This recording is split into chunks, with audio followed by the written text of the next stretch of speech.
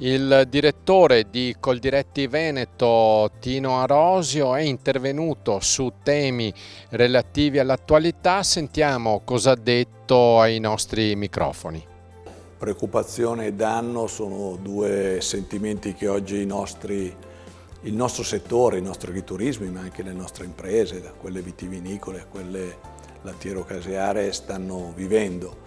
Non possiamo nasconderci dietro un dito, la chiusura alle 18 dei ristoranti, dei bar e degli agriturismi falcidirà molta dell'attività che i nostri agriturismi fanno e che avevano ripreso a fare con tonicità.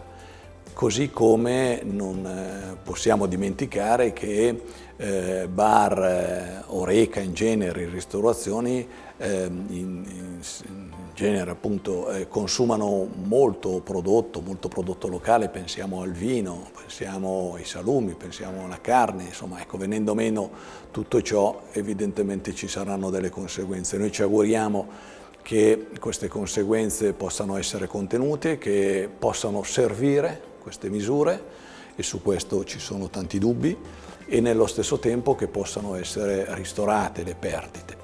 Detto ciò, mi riferisco in particolare ai nostri agriturismi.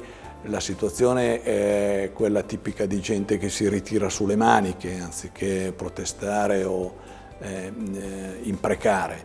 Si ritira sulle maniche e riprende a fare quello che ha sempre fatto nel periodo di difficoltà, in particolare nel periodo di Covid, di lockdown, ovvero portare a casa della gente, dei veneti, i pasti, così come le nostre imprese di Campagna Amica hanno già ripreso a fare la spesa, a portare a casa la spesa contadina nelle famiglie dei nostri cittadini, dei nostri concittadini. Per cui insomma, insieme alla preoccupazione c'è proprio la voglia di non fermarsi, di continuare a lavorare. Le imprese agricole non hanno smesso nel periodo di lockdown e non smetteranno in questo periodo di semi-lockdown.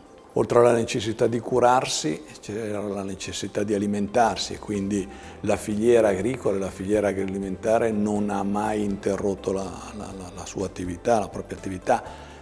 Detto ciò, con grandissime difficoltà. Pensiamo alle difficoltà che le imprese agricole hanno dovuto sostenere per la mancanza dei lavoratori stagionali provenienti dall'estero, dal Nord Africa piuttosto che dall'Est Europa. Quindi insomma, in tutte queste condizioni di precarietà, di criticità, comunque come prima dicevo, ci si è tirati sulle maniche, ci si è messi insieme, ci si è attrezzati, ci si è riorganizzati, abbiamo coinvolto altre persone e abbiamo fatto quello che dovevamo fare per il bene di tutta la collettività, di tutta la comunità, di tutta la società, insomma, perché non poteva venir meno la produzione alimentare, e per il bene anche di questo settore che è straordinariamente importante per questa nostra regione.